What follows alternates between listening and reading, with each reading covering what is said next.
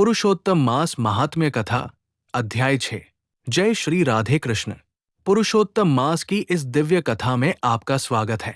इस अध्याय में हम जानेंगे कि भगवान पुरुषोत्तम अपने भक्तों पर कैसी असीम कृपा बरसाते हैं और कैसे श्रद्धा, भक्ति और नियम पूर्वक किया गया व्रत मनुष्य के जीवन को बदल देता है। ये अध्याय केवल कथा नहीं, बल्कि जीवन को धर्म, विश्वास और भक्ति की ओर ले जाने वाला पवित्र संदेश है। तो आइए श्रद्धा और प्रेम के साथ सुनते हैं पुरुषोत्तम मास महात्म्य अध्याय 6।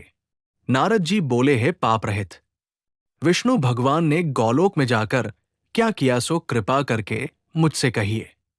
श्री नारायण कहने लगे, हे नारद, श्री विष्णु भगवान जल अधिक मास सहित गौलोक में गए तो वहां क्या हुआ सो मैं तुमको सुनाता हूं।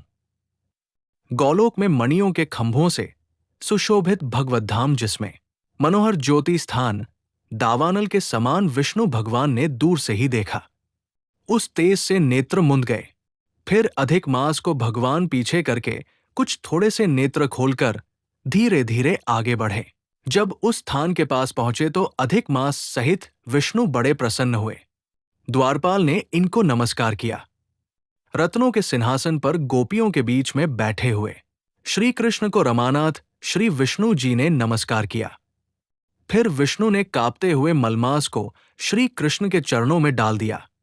तब श्री कृष्ण भगवान कहने लगे कि ये कौन है और इस गौलोक में किस लिए रोता है? क्या इसका दुख कोई नहीं दूर कर सकता? श्री नारायण कहने लगे कि हे नारद, जो गौलोक के नाथ वचनों को सुनकर नारायण भगवान ने आसन से उठकर आदि से अंत तक मलमास का सब वृतांत सुनाया। इस प्रकार दुख रूपी जला हुआ ये मरने को तैयार हुआ।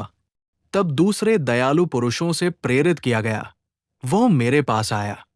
हे ऋषिकेश, मेरी शरण में आकर दुख जाल से घिरा हुआ, बारंबार रोता हुआ और कांपता हुआ ये सब कहने लगा, इसके महादुख को आपके बिना कोई निवारण नहीं कर सकता। इसीलिए इस स्वामी रहित को हाथ पकड़कर आपके पास लाया हूं। इस प्रकार भी विष्णु भगवान कह के हाथ जोड़कर श्री कृष्ण भगवान वे आगे खड़े हो गए। इतनी कथा सुत शौनकादि ऋषि कहने लगे हैं, सुत जी, विष्णु और श्री कृष्ण का संवाद सब लोगों के लिए उपकार करने वाला है। गौलोकवासी श्री कृष्ण ने क्या कहा और क्या किया सो विस्तार पूर्वक कहिए। तो भक्तों, ये था पुरुषोत्तम मास महात्म्य का पावन अध्याय 6। इस कथा से हमें यही शिक्षा मिलती है कि जो व्यक्ति सच्चे मन से भगवान पुरुषोत्तम का स्मरण, व्रत और भक्ति करता है, उसके जीवन के दुख धीरे धीरे समाप्त होने लगते हैं और प्रभु की कृपा सदैव उसके साथ रहती है। यदि आपको ये कथा अच्छी लगी हो तो इसे अधिक से अधिक भक्तों तक जरूर पहुंचाएं, ताकि और लोग भी पुरुषोत्तम मास की महिमा को जान सकें। राधे राधे बोलिए। श्री पुरुषोत्तम भगवान की जय।